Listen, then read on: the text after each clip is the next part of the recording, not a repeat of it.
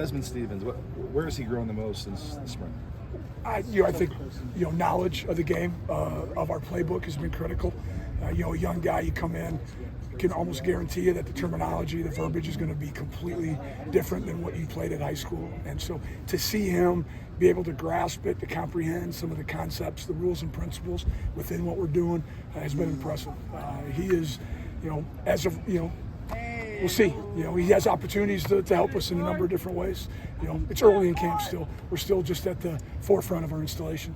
Just like an annual question with Eric Gentry, but have you figured out how best to use him yet? I think we're playing him at Sam. We're playing him at Will. He's off the ball, on the ball. I think we're trying to use him, multiple different ways. He does have a wide variety of skill sets. So I do think, our fans, teams will play. We'll see 18 in a number of different spots. What is it going to take for just a linebacker to get on the field? Well, you get one. Execution is going to be critical. You got to play with a high effort. I think that's extremely valuable. But we got to be great at blocking and tackling. It's a game of getting off blocks, finding, being able to make plays and understanding what the opponent's doing to us and handling game day correctly. So I think we're a long ways from just saying, hey, here's who we're starting with. There's a lot of football to be played. And what about Easton? What have you seen so far from him? Just not, just athletically, but also just kind of a leader. I've heard he was very vocal in spring. He's very vocal in spring. Been tremendous so far this fall camp. One of the guys we lean on, a positive influence to the D-line, the linebackers, the DBs, just the way he goes about his business. Not afraid to, have those conversations with his teammates. And as you know, someday in this day of age, that sometimes that's not cool to, be the guy that's trying to correct somebody. But Easton, he understands that winning and putting a good product on the field is a priority for us. What do you look for the first day pads come on? Oh, just can we maintain the physicality, but also can we keep the space between the ears clear?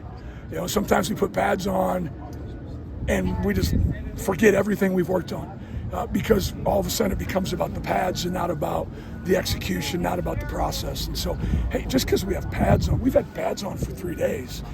Why is it any different now? Now we're just taking guys to the ground versus studying, but we still have to be able to execute, our job, our alignment, our assignment, communication, technique, all those things. I know it's not full pads, but how have you thought about how your linebackers have come out early in camp and the intensity aspect? I've had no issues with the intensity right now. They're coming out every day. I think just day one, we created a standard. We're trying to elevate that standard every day. Been very impressed with our group. Are there moments when you have dips? Of course you do. Success isn't linear. It's not a straight line. There's ups and downs in it. And our guys have been able to handle it so far. When they have a down moment, they're able to regroup and get back to work. How do you assess the knowledge jump from end of spring to now over the summer with the scheme? Really impressive. We started fall camp and felt like we were ahead of day 15. We were way ahead of day 15 in the spring.